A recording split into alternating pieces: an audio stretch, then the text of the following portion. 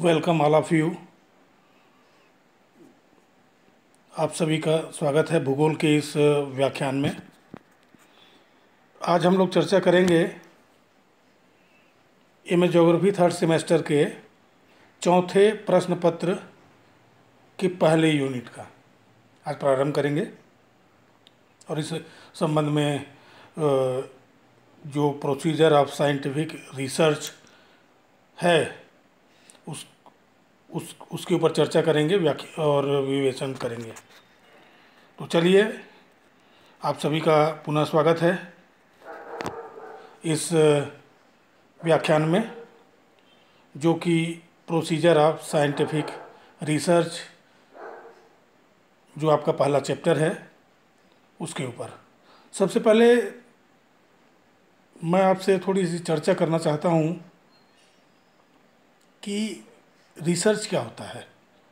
देखिए, एक्चुअल में ये पेपर आपके थर्ड सेमेस्टर में रखने का आशा ये है कि फोर्थ सेमेस्टर में आपको एक रीजनल रिसर्च करना है, क्षेत्रीय शोध एक होगा, आपका एक पेपर होगा, उसके लिए आपको तैयार करना। तो आप बहुत ध्यान से इसका अन्वेषण करिएगा, मनन करिए, चिंतन करिए, थोड़ी सी गंभीरता रखिए, क्योंकि ये ऐसा नहीं है कि आप यहीं पेपर दे के ये मैटर ख़त्म हो जाएगा, आपको इसको अप्लाई करना पड़ेगा। तो सबसे पहले मैं चर्चा करना चाहूँगा प्रोसीजर ऑफ साइंटिफिक रिसर्च के संबंध में। तो शोध, जिसको रिसर्च कहा जाता है या अनुसंधान कहा जाता है, ये है क्या? वास्तविक में जो शोध है या अनुसंधान है, एक प्रयत्न है जिसमें नए ज्ञान की खोज और पुराना जो उपलब्ध ज्ञान है उसमें कोई चेंज आ रहा है क्या या परिवर्तन आ रहा है क्या, उसको ज्ञात करना होता है। एक बात आप जान लीजिएगा इस क्रम में कि कभी भी ज्ञान का निर्माण नहीं किया जा सकता। ज्ञान जो है वो है, आपको खोजना है, उसके संबंधों के ऊपर ध्यान देना है, और जो पुराना उपलब्ध ज्ञान है उसमें कोई चेंज आ रहा है उसको आपको मालूम करना है। नए जो रिसर्च होता है उसमें नए ज्ञान की प्राप्ति और जो उपलब्ध ज्ञान है उसका इंटरप्रिटेशन करना होता है, व्याख्या करना होता है। शोधकर्ता, या आप उसको वैज्ञानिक कह सकते हैं या रिसर्चर कह सकते हैं, उसका प्रयत्न सफल होता है कि असफल होता है, उसको फायदा हो रहा है या नुकसान हो रहा है। सच ये है कि जो शोधकर्ता होता है उसका इससे कोई संबंध नहीं होता है। रिसर्च एक ऐसी प्रक्रिया है या शोध जिसमें जो तथ्य होते हैं, फैक्ट्स होते हैं, उसका अवलोकन, तथ्यों का संकलन, सरलता के लिए उसका वर्गीकरण, साधारणीकरण और सत्यापन का जो स्टेप होता है, ये रिसर्च में काफ़ी सर्वाधिक मायने रखता है।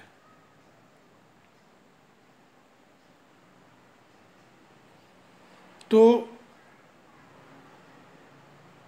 आप स्क्रीन में देख रहे हैं रेडमैन एंड मोरी, इन्होंने 1923 में एक किताब लिखा था, द रोमांस ऑफ रिसर्च। इनका कहना है कि उस जो संदर्भ पुस्तिका है उसमें है कि नवीन ज्ञान की प्राप्ति हेतु जो सिस्टमैटिक प्रयास होता है उसको अनुसंधान कहते हैं। अनुसंधान बिल्कुल व्यवस्थित क्रमबद्ध तरीके से होता है,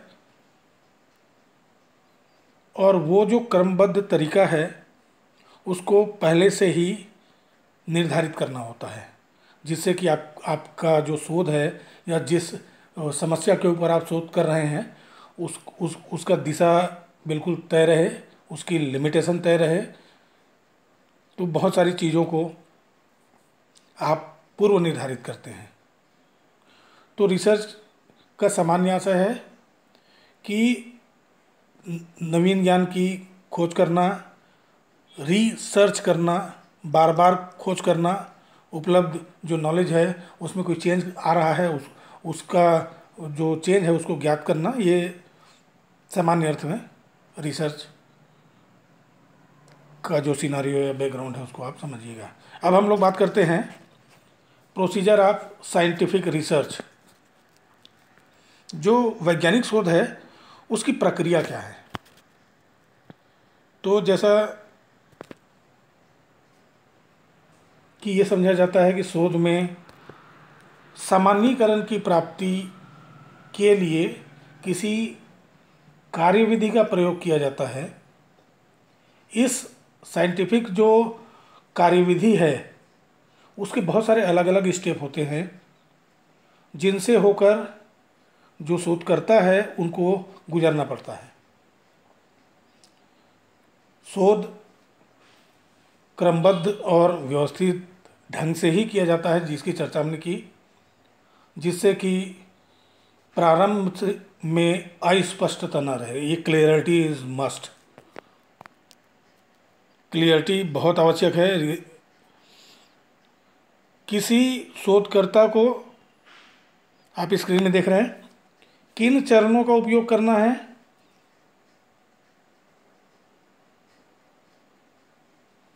और उसका क्रम क्या होगा, ये शोध की प्रकृति, नेचर ऑफ रिसर्च पर निर्भर करता है। लेकिन फिर भी जो भौगोलिक शोध की प्रक्रिया है, प्रोसीजर ऑफ साइंटिफिक रिसर्च हमारे विषय में, भूगोल में, उसको इस तरीके से प्रस्तुत किया जा सकता है कुछ स्टेप्स में। और ये स्टेप्स 11 स्टेप होंगे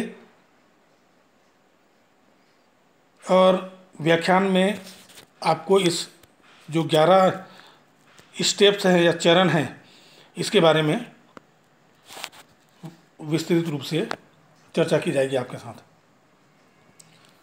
तो सबसे जो पहला चरण है या स्टेप है वो है समस्या का चुनाव करना। भौगोलिक शोध में सर्वप्रथम और महत्वपूर्ण जो स्टेप है वो समस्या का चयन करना होता है। समस्या का आशय है कि आप किस विषय में शोध करेंगे, उसको शोध समस्या कहा जाता है, उस विषय को। तो चयन करना होता है। किसी भी विषय में चिंता तब होती है जब कोई उसमें प्रॉब्लम आता है या समस्या आती है। भाई अगर समस्या ही नहीं है तो आपको चिंता करने की ज़रूरत नहीं है। चिंता तभी होगी जब कोई समस्या होगी। लेकिन हर विचार या समस्या शोध का विषय नहीं हो सकता है। रिसर्च प्रॉब्लम जब आप चयन करते हैं या सेलेक्ट करते हैं तो कुछ चीज़ों पर आपको ध्यान रखना होता है। लाइक दैट, आवश्यक जो फैक्ट है या तथ्य है वो क्या होगा, आप जो अध्ययन कर रहे हैं उसका एरिया ऑफ स्टडी क्या होगा, जिस विषय में आप शोध करना चाहते हैं उस विषय में साहित्य या लिटरेचर पर्याप्त है कि नहीं है। आप जब रिसर्च करना चाहते हैं किसी भी विषय में, अगर आप धान की खेती में महिला श्रमिकों का प्रभाव इसमें आप अध्ययन करना चाहते हैं तो आपको ये भी देखना पड़ेगा कि इस विषय में पहले कहीं और अध्ययन हुआ है कि नहीं हुआ है। दूसरी बात कि इंटरेस्ट ऑफ रिसर्चर, कि जो शोध कर रहा है उस विषय में उसका जो इंटरेस्ट है वो कितना है, उसका लेवल क्या है, इसके बारे में ध्यान रखना होगा आपको। और महत्वपूर्ण चीज़ होता है कि समय, जो समय है आपके पास कितना समय है और वो विषय का जो प्रारूप या उसकी प्रकृति कैसी है और वो आपके पास उपलब्ध समय से मैच करता है कि नहीं, उतने समय में आप उस विषय पर अध्ययन कर लेंगे कि नहीं, इसका ध्यान रखना है। उसमें कोई वैज्ञानिक परिणाम आएगा कि नहीं आएगा, इसके ऊपर ध्यान रखना है। तो बहुत सारी चीज़ें हैं।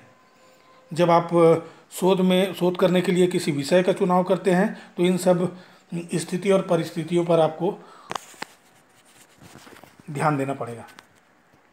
आगे चलते हैं दूसरे स्टेप में, और ये दूसरा स्टेप होता है साहित्य संबंधित, जो संबंधित साहित्य का अध्ययन, मतलब जो विषय, जिस विषय में आप शोध करना चाहते हैं उस विषय में जो आपके पास उपलब्ध साहित्य है उसमें उपलब्धता कितनी है, ये दूसरा महत्वपूर्ण चरण है। टॉपिक से रिलेटेड, जिस विषय में भी आप शोध करना चाहते हैं उससे रिलेटेड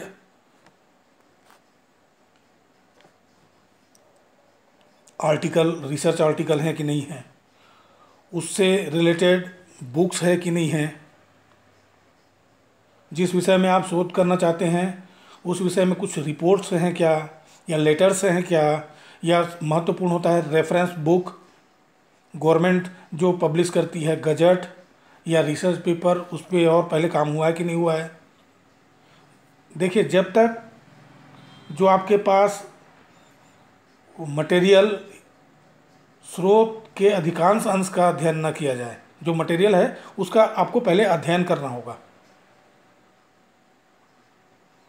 और पूर्ण अध्ययन करना होगा। शोध सामग्री के दृष्टिकोण से कोई सा भी क्षेत्रीय शोध अगर सामग्री कम है तो वो अपूर्ण हो जाएगा भाई। आप जानते हैं क्या, आप शोध करने से पहले जानते हैं कि टॉपिक पर कितना रिसर्च हुआ है, उसकी सीमा कहाँ तक है, क्या रही है, क्या कमी रह गया है उसमें। तो ये तमाम चीज़ें आपको पता चलेंगी जब तक आप उसके साहित्य का अध्ययन नहीं करेंगे, उस विषय से संबंधित कितने लोगों ने काम किया, किन किन ने उस विषय में पहले या उससे रिलेटेड विषय में वर्क किया, उन लोगों का उद्देश्य क्या रहा होगा और उनका रिजल्ट क्या आया होगा, इन सब की आपको पहले उस विषय से संबंधित साहित्य के अध्ययन में शामिल करना होगा। अब तीसरा महत्वपूर्ण चरण आता है परिकल्पनाओं के विकास का। ये इसको ध्यान से देखिएगा। शोध समस्या के अध्ययन के लिए या भौगोलिक शोध समस्या के अध्ययन के लिए किसी प्रस्तावना या कथन को आधार मानकर जो रिसर्चर है किसी अध्ययन या परीक्षण के लिए काज एंड इफेक्ट रिलेशनशिप, कारण प्रभाव संबंध को आधार बनाता है तो इसे परिकल्पना कहा जाता है। आप स्क्रीन में देख रहे हैं। एक्चुअली में जो हाइपोथेसिस है, ये हाइपोथेसिस एक कच्चा सिद्धांत होता है। मोटा मोटा अगर आप समझना चाहें तो ये एक कच्चा सिद्धांत होता है या एक अनुमानित सिद्धांत होता है जिसकी जांच रिसर्च के दौरान की जाती है।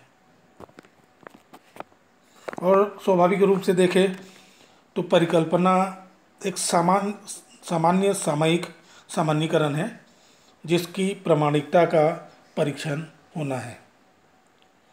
मैं आपको एक एग्जांपल बताना चाहूँगा कि आप धान के उत्पादकता के संबंध में अध्ययन कर रहे हैं, इस विषय में आप शोध करना चाहते हैं, तो आपने एक परिकल्पना बनाया कि जैसे ही धरातल की ऊंचाई बढ़ती है धान के उत्पादन में कमी आते जाती है।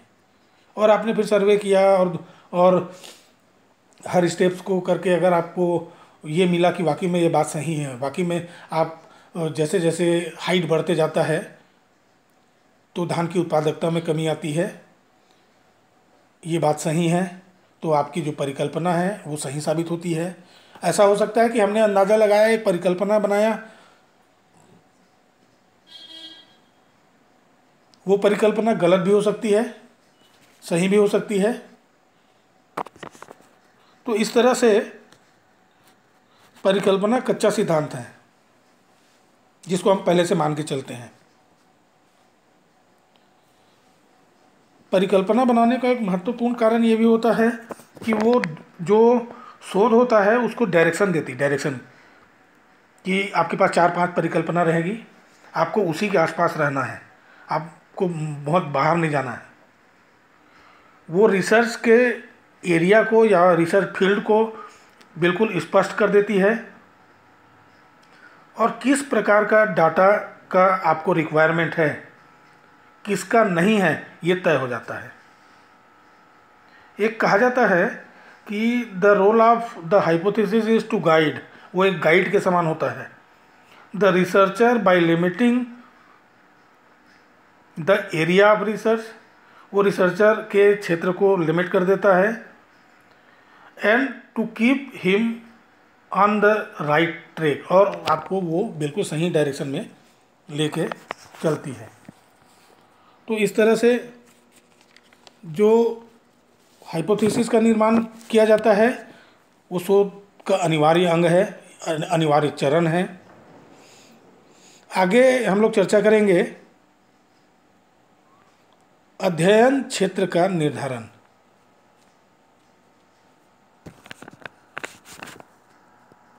ये अध्ययन क्षेत्र का निर्धारण चौथे क्रम के प्रोसीजर में, determination of scope of the study. जो भी शोध करता होता है, आप जब शोध करने के लिए जाएंगे तो शोध क्षेत्र का जो निर्धारण है कि आपका शोध का क्षेत्र क्या होगा, ये बहुत महत्वपूर्ण होता है। देखिए, आप बहुत बड़े क्षेत्र में नहीं कर सकते, समय और धन का ध्यान रखना पड़ेगा आपको, जिससे कि जो फैक्ट है या डाटा है उसका वस्तुनिष्ठ ऑब्जेक्टिव तरीके से उसका संकलन किया जा सके, कलेक्शन किया जा सके रिसर्च के लिए। और फील्ड वर्क में लगे रिसर्चर का ध्यान किसी क्षेत्र विशेष तक ही रहे, वो लंबा चौड़ा इधर उधर मत भागे वो। तो उसका जो एरिया ऑफ द स्टडी है वो बिल्कुल फिक्स्ड होना चाहिए शोध कार्य प्रारंभ करने से पहले। रिसर्च जो फील्ड ऑफ स्टडी है, किस क्षेत्र का आप अध्ययन करेंगे, वो रिसर्च के विषय या टॉपिक पर निर्भर करता है। एरिया जब आप तय करते हैं उस समय प्रतिचयन विधि या सैम्पलिंग मेथड का यूज़ करना पड़ता है। इसमें ध्यान रखना पड़ता है कि ज्योग्राफिकल एरिया क्या है, जहां आप जिस फील्ड में आप शोध कर रहे हैं उस वहाँ का पॉपुलेशन कितना है। फिजियोग्राफी भौतिक विभाग को कहते हैं, फिजियोग्राफी कैसी है, और जो पॉलिटिकल बाउंड्रीज है या प्राकृतिक सीमाएं हैं वो कैसी है, ताकि जब आप सेकेंडरी डाटा का यूज़ करेंगे तो आपको डाटा मिले, पब्लिश डाटा मिले। तो इन तमाम चीज़ों का ध्यान रखते हैं क्षेत्र निर्धारण करते समय। और उसके बाद जो पांचवा चरण आता है वो पांचवा चरण होता है शोध प्ररचना का निर्माण। ये बहुत महत्वपूर्ण चरण होता है, research design, determine sample design. आपको सैंपल को डिज़ाइन करना होता है। एक्चुअल में ये होता है कि जब आप अध्ययन क्षेत्र का निर्धारण कर लेते हैं कि भाई आपको इस फील्ड में रिसर्च करना है, तो शोधकर्ता जो है उसके लिए अध्ययन क्षेत्र से संबंधित सभी इकाइयों से संपर्क करके तथ्य और जो डाटा है उसको कलेक्ट करना पॉसिबल नहीं है भाई। पूरा हर चीज़ का आप डाटा इकट्ठा कर लेंगे, ये पॉसिबल नहीं है। अगर आपको 25 गांव का अध्ययन करना है तो पूरे 25 गांव के 25 जितने भी परिवार हैं आप उसका अध्ययन नहीं कर सकते। आपके पास टाइम और मनी और दुनिया भर की लिमिटेशन है। तो ये 25 गांव का अध्ययन हम कैसे करेंगे? 25 गांव के कृषक परिवारों का कोई अध्ययन कर रहे हैं, वहाँ कृषि के स्तर को जानने के लिए तो आपको सैंपलिंग करना पड़ेगा। अब वो 25 गांव आप सेलेक्ट कैसे करेंगे? एक जिला है, जिले से 25 गांव कैसे सेलेक्ट करेंगे? अगर आप अपनी मर्जी से करेंगे तो उसमें पक्षपात आएगा। इसके लिए सैंपल डिज़ाइन किया जाता है, प्ररचना का निर्माण किया जाता है। बहुत सारी चीज़ें हैं जो एक एक स्टेप आप देख रहे हैं। इसको डिटेल में आप सेकेंड चैप्टर में, सेकेंड यूनिट में पढ़ेंगे बहुत डिटेल में। तो बेसिकली जो अभी आपको बताया जा रहा है उसके ऊपर आप ध्यान रखिएगा, तो आगे जो चीज़ें हैं वो आपके लिए सरल हो जाएंगी।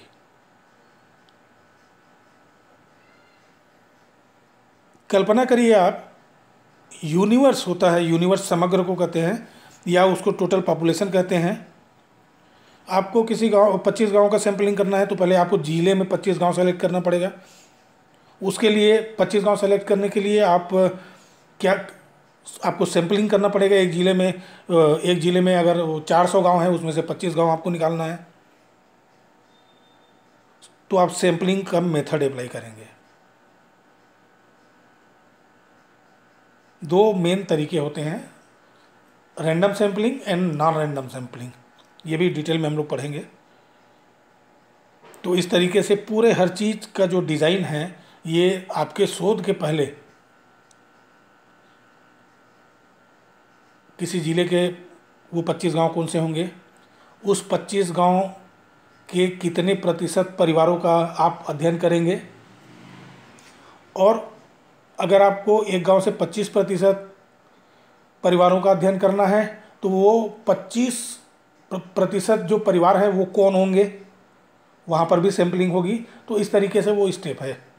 जब ये रिसर्च डिज़ाइन के बारे में चैप्टर में हम लोग अध्ययन करेंगे तो इसके बारे में बहुत डिटेल में बात होगी।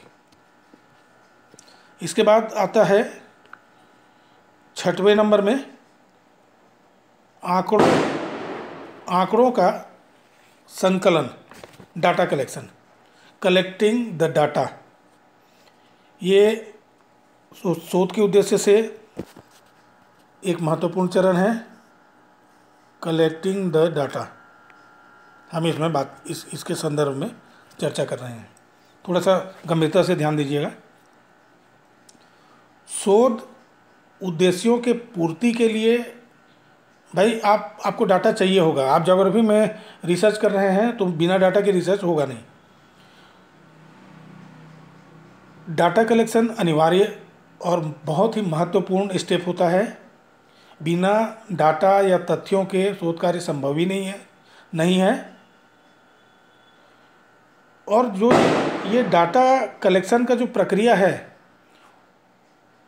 उसमें 3 चीज़ें बहुत महत्वपूर्ण होती है। पहला तो टाइम, कि भाई आप जिस डाटा को खोज रहे हो या कलेक्ट कर रहे हो तो उसके लिए आपके पास कितना टाइम है। दूसरा धन,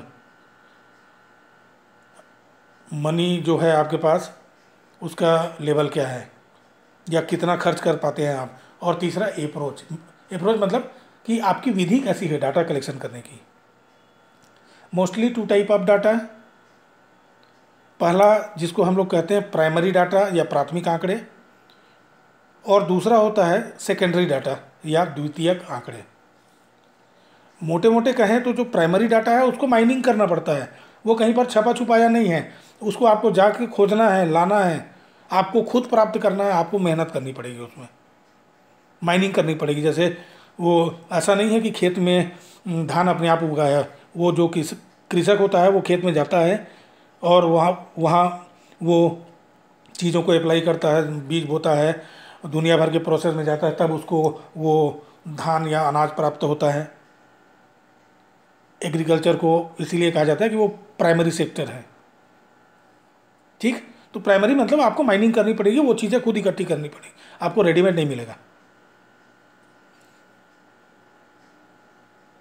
इंग्लिश में कहा गया है कि primary data can collected through experiment और सर्वे। 2 तरीके से प्राइमरी डाटा आप कलेक्ट करेंगे।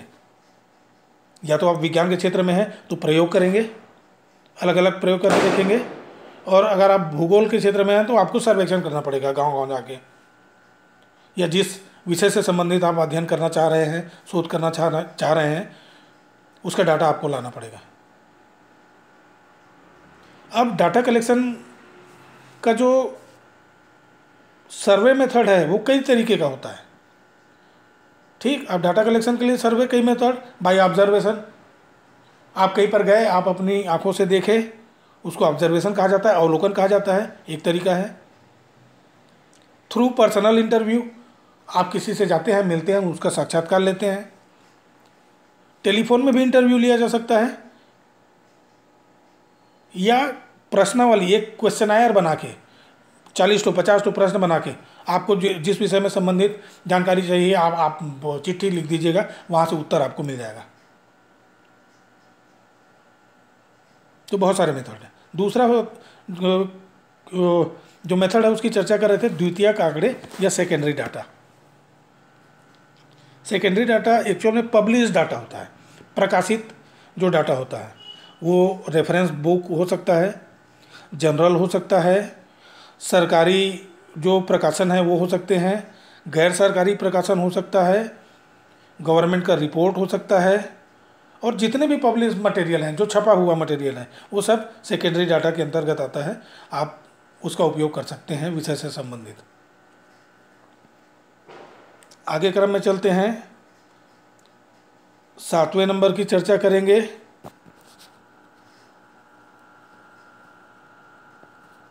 वर्गीकरण और सारणीयन।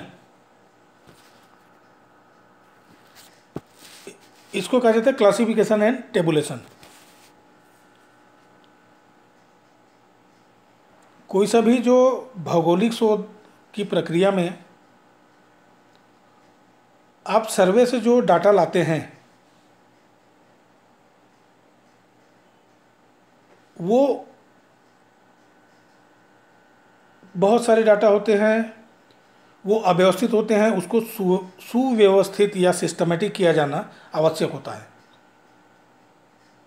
जो भी ज्योग्राफिकल रिसर्च है उसमें शोध के उद्देश्य के आधार पे जो आपको तथ्य प्राप्त होता है डाटा कलेक्शन से, उसको विभिन्न समूहों में व्यवस्थित किया जाता है। आप किसी फैमिली में गए, आपने वहाँ पूछा कि आपकी इनकम क्या है, कोई बताएगा 4,000, कोई बताएगा 5,000, कोई बताएगा 11,000, 17,000, 20,000, 35,000, 40,000। आप 2,000 परिवार का अध्ययन कर रहे हैं, सबका अलग अलग होगा। मासिक आय क्या होगा, शैक्षणिक स्तर अलग अलग होगा। अगर आप उससे धान की प्रोडक्शन की बात करेंगे तो वो अलग अलग बताएंगे। उनके घर में स्त्री और पुरुष के बारे में आप जानना चाहेंगे तो भी सबके घर में अलग अलग रहेगा। क्या काम करता है मुखिया, ये जानना चाहेंगे तो सब अलग अलग काम करेंगे। इस जो फैला रहेगा, जो अनसिस्टमेटिक रहेगा, उसको सिस्टमेटिक किया जाता है। लाइक दैट आप टेबुलेशन में इनकम के बेस में अगर आप करना चाहें तो आपको ग्रुप बनाना पड़ेगा। 5,000 से कम प्रति माह कमाने वाले लोग, 5 से 15,000, 15 से 40,000 या 45,000, ठीक, और 45,000 से ज़्यादा जो भी है। तो पूरे जो डाटा है वो जितने उस लेवल के परिवार हैं वो सिस्टमेटिक अरेंज हो जाएंगे। दूसरा तरीका है, कई तरीके, बहुत सारे तरीके हैं। कास्ट बेस में आप SC, ST, OBC जनरल कर लीजिए, ठीक। उसमें उस टोटल पॉपुलेशन का आपको वहाँ परसेंट निकल जाएगा कि कितने परिवार कौन से ग्रुप में आते हैं। आप जेंडर के बेस में कर सकते हैं, एजुकेशन लेवल के बेस में टेबुलेशन कर सकते हैं। तो जो मेनली मैं ये कहना